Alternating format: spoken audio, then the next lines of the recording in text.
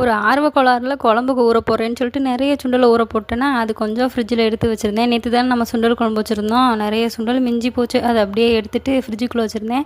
சரி சுண்டல் வடை ட்ரை பண்ணலான்னு சொல்லிட்டு எப்பயும் போல் வடைக்கு அரைப்போம்ல, வரமிளகா, அப்புறம் மிளகாத்தூள், அப்புறம் வெள்ளைப்பூடு எல்லாமே போட்டு அரைச்சிட்டேன். சோம்புலாம் போட்டு அரைச்சிட்டு வடைக்கு ரெடி பண்ணுற மாதிரியே ரெடி பண்ணிவிட்டு, அதில் கொஞ்சம் இந்த சோடாப்பு, அரிசி மாவு எல்லாமே மிக்ஸ் பண்ணிட்டேன். வடையை தட்டி போட்டோம்னா ஒரு மாதிரி எல்லாம் எண்ணெய்க்குள்ளே கரைஞ்சு போகுது. நானும் ஆசை ஆசையாக வெயிட் பண்ணிகிட்ருக்கேன்.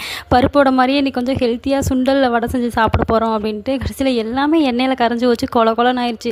திரும்பவும் கடலை மாவு வீட்டில் வாங்கி வச்சது இருந்தது. சரி பக்கோடா மாதிரி ட்ரை பண்ணலான்னு அதிலேயே கடலை மாவு கொஞ்சம் ஒரு ஒரு கையளவு கடலை மாவு போட்டு இன்னும் கொஞ்சம் சோடாப்பு உப்பெல்லாம் போட்டு மிக்ஸ் பண்ணிவிட்டு அந்த பக்கோடா பிசிறி பிசிறி விடுவாங்கள்ல, ஒரு மாதிரி சின்ன சின்னதாக எடுத்து விடுவாங்கள்ல, அந்த மாதிரி பிச்சு பிச்சு விட்டு எடுத்தோன்னா சூப்பராக இருந்தது.